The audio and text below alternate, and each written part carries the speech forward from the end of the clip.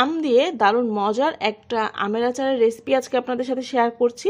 এই আচারটা তৈরি করতে কিন্তু কোনো রকমের তেল বা রোদ দেওয়ার ঝামেলা নেই। তৈরি করা খুবই সহজ, খেতেও কিন্তু অনেক বেশি মজার হয়ে থাকে। এই আচারগুলো দেখতে যতটা লোভনীয়, খেতেও কিন্তু ভীষণ মজার।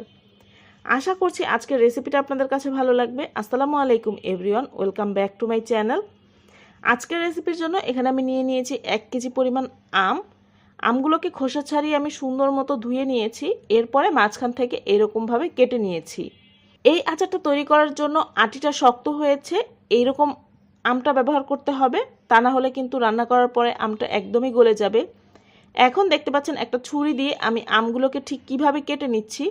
এইভাবে পুরো আমটাকে কেটে নিতে হবে। এই কাজটা কিন্তু খুবই সহজ।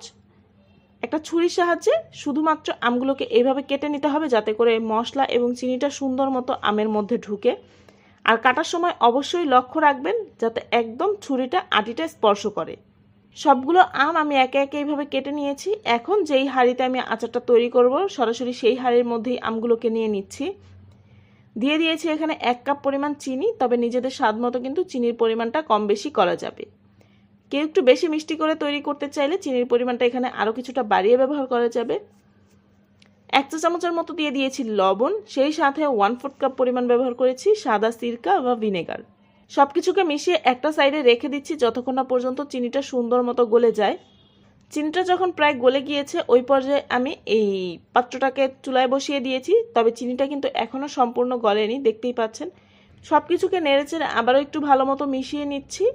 আর কিছুক্ষণের মধ্যেই দেখবেন যে এই আম থেকেও বেশ খানিকটা পানি বের হবে, আর চিনিটা গলেও কিন্তু আরও অনেকটাই পানি হবে। দিয়ে দিচ্ছি এখানে আধা চা চামচ পরিমাণ হলুদের গুঁড়া এবং 1 চা চামচ পরিমাণ লাল মরিচের গুঁড়া। আমগুলো প্রথম পর্যায়ে একটু নরম থাকবে, তাই একটু সাবধানে এগুলোকে উল্টে পাল্টে রান্না করে নিতে হবে। চুলার হিটটা আমি মিডিয়াম লোয়ের মাঝামাঝিতে রেখে এই আচারগুলো তৈরি করে নিয়েছি। যখন দেখতে পাবেন যে আমগুলো জাল করতে করতে এরকম ট্রান্সপারেন্ট হয়ে গিয়েছে, তখনই বুঝতে হবে আমগুলো সুন্দর মতো সেদ্ধ হয়ে গিয়েছে আর চিনির শিরাটাও সুন্দর মতো আমের মধ্যে ঢুকেছে। ওই পর্যায়ে এর মধ্যে দিয়ে দিচ্ছি আধা চা চামচ পরিমাণ ভাজা পাঁচফোড়নের গুঁড়া, আধা চা চামচ পরিমাণ ধনিয়ার গুঁড়া। ধনিয়াটাকে আমি ভেজে আধা ভাঙা করে গুঁড়ো করে নিয়েছি। সেই সাথে আধা চা চামচ পরিমাণ চিলি ফ্লেক্স, আধা চা চামচ পরিমাণ বিট লবণ। যে কোনো আচারে যদি বিট লবণ ব্যবহার করেন, আচারের টেস্ট কিন্তু অনেক বেড়ে যায়। তো তবে হাতের কাছে না থাকলে নর্মাল লবণটাও কিন্তু ব্যবহার করা যাবে। এখন আবারও কিছুক্ষণ উল্টে পাল্টে এই আমগুলোকে রান্না করে নিচ্ছি, যাতে করে মশলার ফ্লেভারটা সুন্দর মতো আমের মধ্যে ঢুকতে পারে।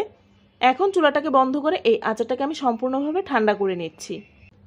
আমগুলো কিন্তু একদমই নরম, একদম মুখে দিলেই মিশে যাবে। টক ঝাল মিষ্টি দারুণ মজার একটা আচার। এটা তৈরি হয়ে গেল দারুণ মজার একটা আচার। আশা করছি হুবহু রেসিপিটা ফলো করে একবারের জন্য হলেও বাসায় তৈরি করে দেখবেন। আজকের রেসিপিটা যদি ভালো লেগে থাকে, ভিডিওতে একটি লাইক দিয়ে ফ্রেন্ডস অ্যান্ড ফ্যামিলির সাথে আমার আজকের রেসিপিটা শেয়ার করবেন। আমার চ্যানেলটা যদি এখনও সাবস্ক্রাইব করে না থাকেন, তাহলে প্লিজ আমার চ্যানেলটা সাবস্ক্রাইব করবেন। সবাই খুব বেশি ভালো থাকবেন। আল্লাহ হাফেজ।